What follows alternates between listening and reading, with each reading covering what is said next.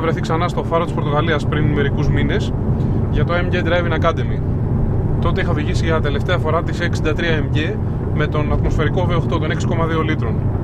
Σήμερα είμαστε και πάλι στο ίδιο μέρος για να οδηγήσουμε την καινούργια γενιά της C63, την downsized εκδοχή που βάζει το μοντέλο στην turbo εποχή.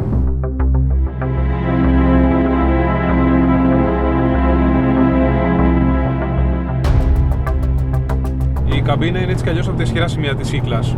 Ειδικά εδώ μέσα ο εξοπλισμός, η τεχνολογία και η ποιότητα σε κάνουν να θέλεις να περάσεις πολύ χρόνο. Πράγμα αντιφατικό, γιατί το ταξίδι με την C63 τελειώνει πολύ γρήγορα.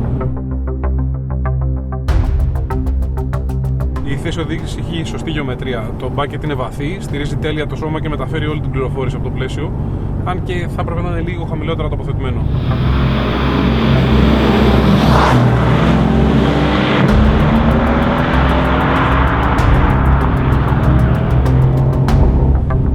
Είπαμε downsized, αλλά όπως ορίζει η παράδοση, τα μοτέρ της AMG πρέπει να έχουν περισσότερα κυβικά, περισσότερους κυλίνδρους και εν τέλει περισσότερη δύναμη από τον ανταγωνισμό.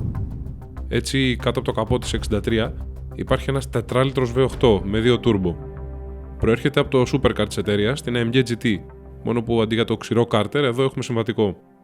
Αποδίδει 510 ύπους και 71 κιλά ροπή. Δίνει επιτάχυνση 0-100 σε μόλις 4,1 δευτερόλεπτα. Η τελική περιορίζεται ηλεκτρονικά στα 250 χιλιόμετρα. Προαιρετικά βέβαια μπορείς να ζητήσεις να στην ανεβάσουν στα 290.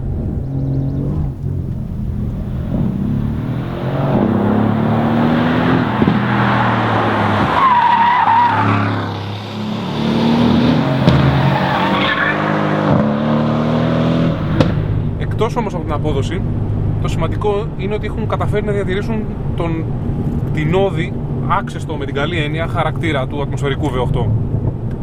Όλη η δουλειά έχει γίνει στην εξάτμιση με τα ενεργά flaps που μπερδεύουν τη ροή των καυσαερίων από τις δύο σειρές κυλίνδρων και έτσι το τελικό ηχητικό αποτέλεσμα είναι πολύ κοντά στο ατμοσφαιρικού που έχουμε αγαπήσει.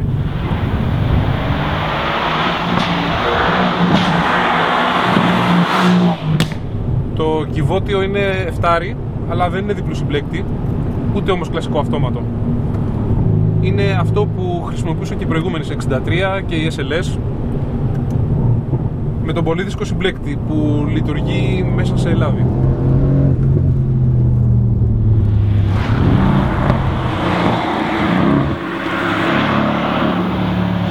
Υπάρχουν 4 προγράμματα οδήγησης: Comfort, Sport, Sport Plus και Race.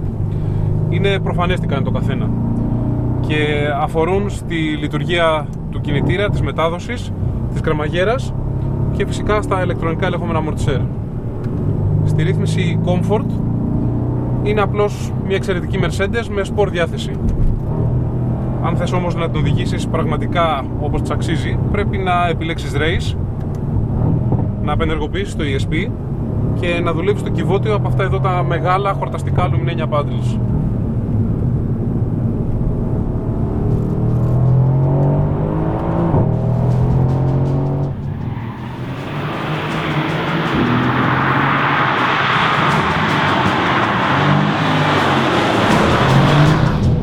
Το μηχανικό μπλοκί ανήκει πλέον στο στάνταρ εξοπλισμό της 63.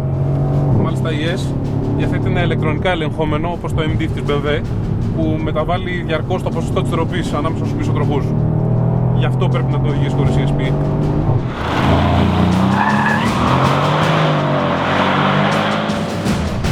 Το κυβότιο στην αυτόματη λειτουργία και στο πρόγραμμα Comfort αλλάζει βελούδινα.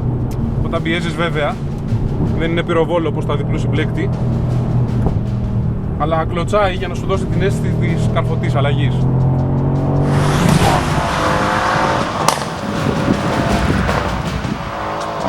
Στην πίστα επιλέγεις Race και δεν πειράζει τίποτα. Στον δρόμο προτιμώ τη μεσαία ή την πιο μαλακή ρύθμιση για την ανάρτηση.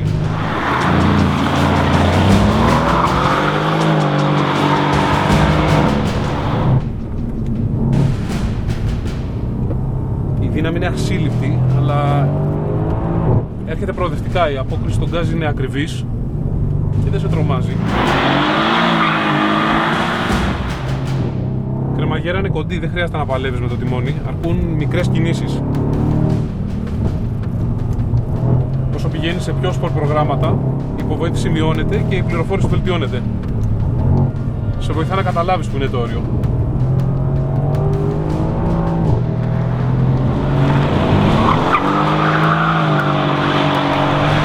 Δεν έχει την ίδια μαγνητική έλξη με την κορυφή όπως η M3. Νιώθεις περισσότερο βάρος, ίσως και ψηλότερα τοποθετημένο πάνω από τους εμπροστροχούς.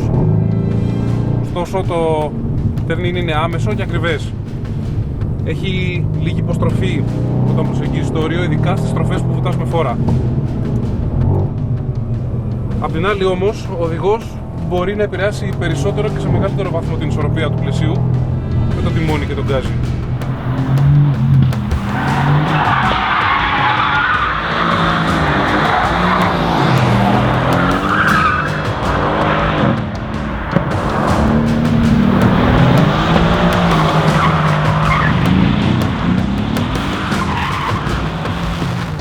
Για να καταλήξεις τελεσίδικα στο δίλημμα, πρέπει να τις οδηγήσεις την ίδια μέρα, στο ίδιο μέρος, κάτω από τις ίδιες συνθήκες. Θα τολμήσω ωστόσο να πω ότι η C63 έχει πιο εκρηκτική προσωπικότητα και είναι πιο διασκεδαστική ίσως για το δρόμο.